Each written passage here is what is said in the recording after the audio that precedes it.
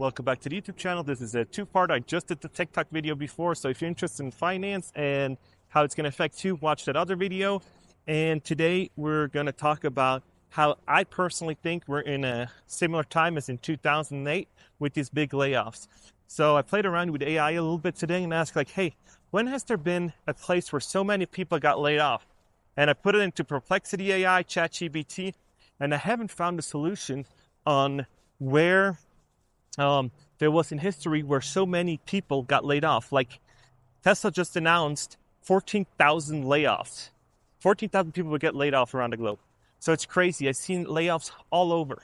And now it's even more interesting is that the Spotify CEO on the earnings call said that in 2023, he did not think that it would affect his company the way it did, how he laid off 17% of people.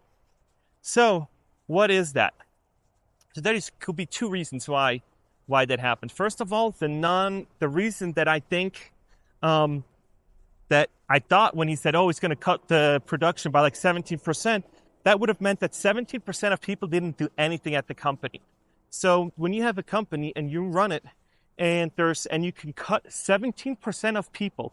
So if you run a company with 100 people and you cut 17 of them out and you can still deliver the same value to your customers and everything, you should have never hired those 17 people, because what were they doing? They weren't doing anything.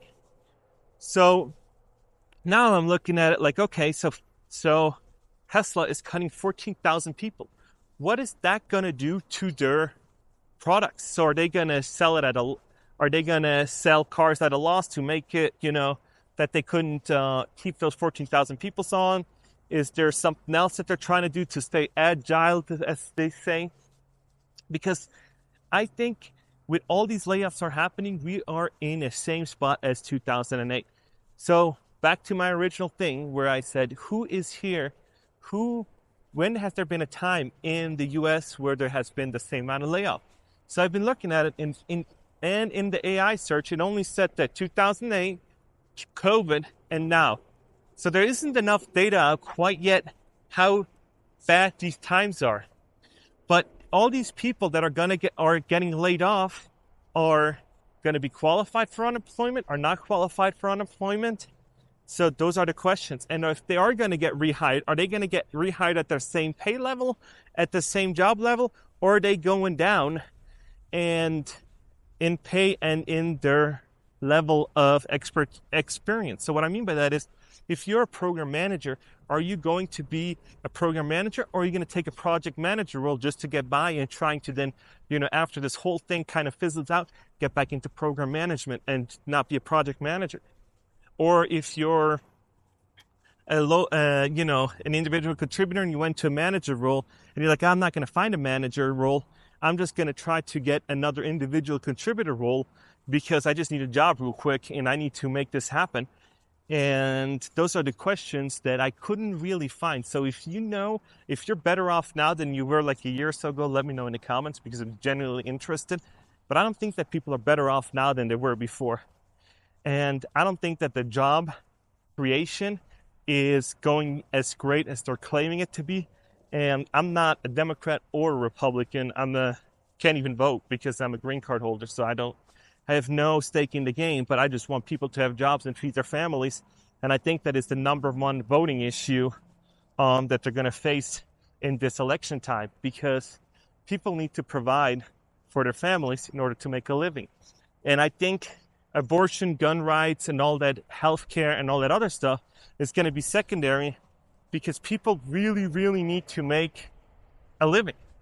And so I highly, highly think that with the rise of interest rates and all this other stuff going on, that we're going to see an election that is going to be brutal, because people are going to either need free money to keep voting the same way as they did, or they need to come up with a way how they can make the numbers look even better. But I know people are feeling it.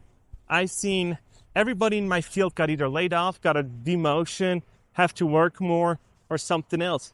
And it's interesting when I talk about how we're not doing great, is the company Samsung. I don't know if you heard this or not, but they're saying their executives have to work 6 days a week now because they had like the worst earnings in a decade. So, and a company like Samsung does military equipment, they do cell phones, they do softwares, they do chips, they do everything. And when companies like Samsung are recording horrible earnings, that means it is really, really bad. And if you're thinking about, oh, it's a great job market, let me know what skills you have, because I don't know how you can get a job in this market without sending out 100 or 200 applications and trying to get the job.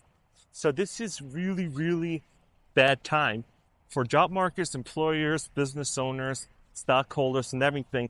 And every time that companies do make layoffs, the stock goes up. I don't know why. They think that, it's all propped up before the election to keep it going. So this is it for this video. Let me know if you agree, disagree, and let me know what you think about it, and I'll talk to you in the next video.